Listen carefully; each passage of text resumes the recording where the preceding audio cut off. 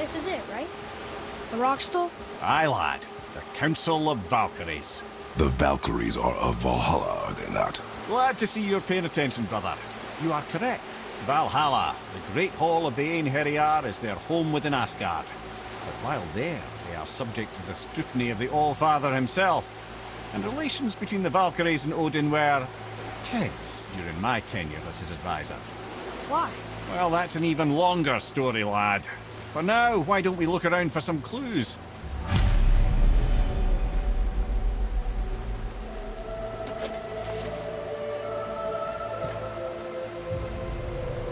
Whoa, you're back. Come here. Who is she? Gunnar, Mistress of War. After any conflict, big or small, she would be first on the scene, sussing out the worthy spirits for a free trip to Valhalla. A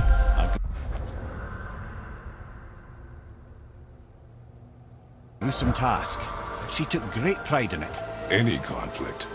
Impossible. It's true. She had help from her sisters, of course, but Gunnar was always first to arrive.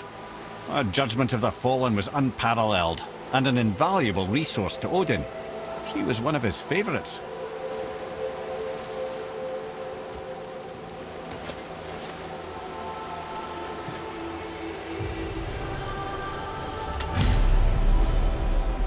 Ah, Gondul. Beautiful Gondul. And? Huh? That's it? Beautiful bone.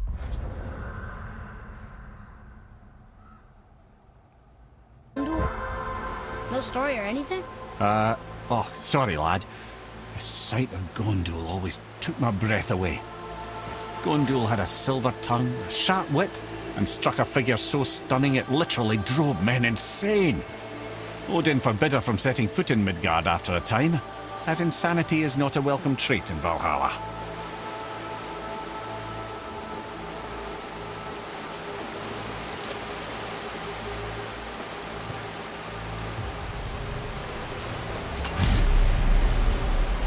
This is none other than Geirdriful, the Master of Arms in Valhalla, responsible for arming and training Odin's Einherjar.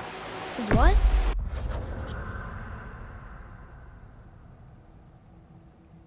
His army come Ragnarok. The entire reason Valhalla exists, you see. The Einherjar wait in the Great Hall endlessly, feasting, drinking, and fornicating themselves silly. Once Ragnarok begins, Odin calls them into service to fight on his behalf. Geirdriful had her hands full training that lot.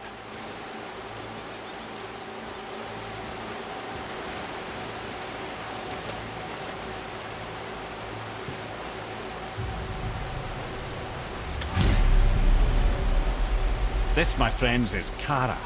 Now, Valkyries are volatile by nature, but Kara, the lass is wild storm personified. Whilst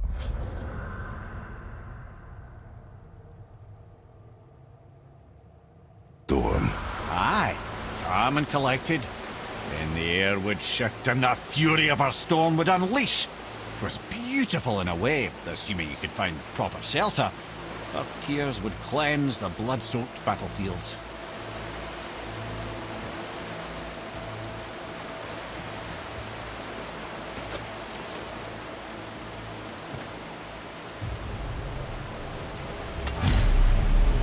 This is Rota, a chooser of the slain.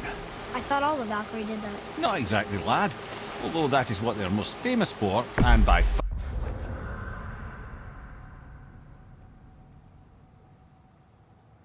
far their greatest responsibility. You've seen what happens to the dead without the judgment of the Valkyries. Hellwalkers. That's right. Rota, Gunnar, Skuld. Without them to clean up the aftermath of battle, hell overflows with souls meant for Valhalla. A sorry state of affairs. Rota must be beside herself.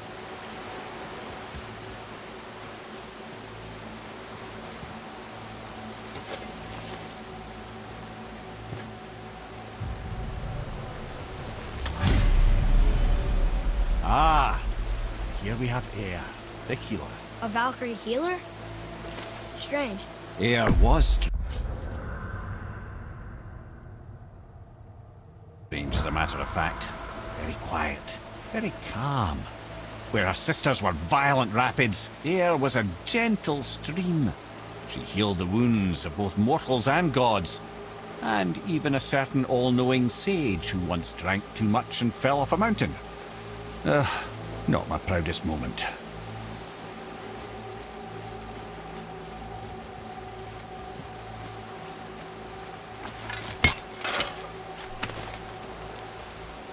Fire!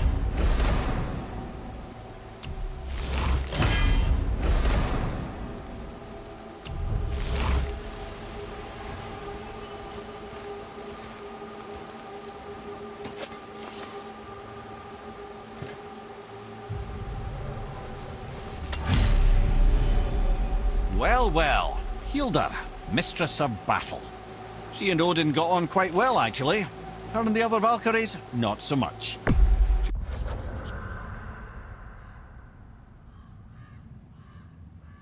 She would spend most of her time here in Midgard observing discord between the living, and sewing some up herself from time to time. She lived for conflict. Some say she was conflict personified. I wonder what will become of her now that she's free.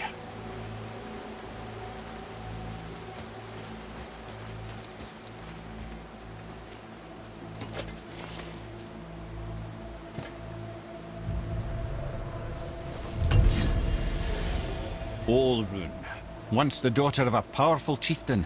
She fell defending him during a Reaver attack.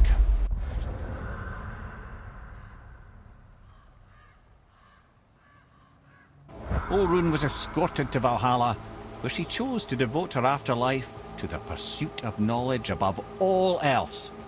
Quite unusual behaviour amongst the constant drinking and feasting of her fellow Valhallian denizens. How'd she end up a Valkyrie? Odin. He saw a kindred spirit in Olrun's single-minded pursuit of knowledge. He appointed her as the Valkyries' resident historian.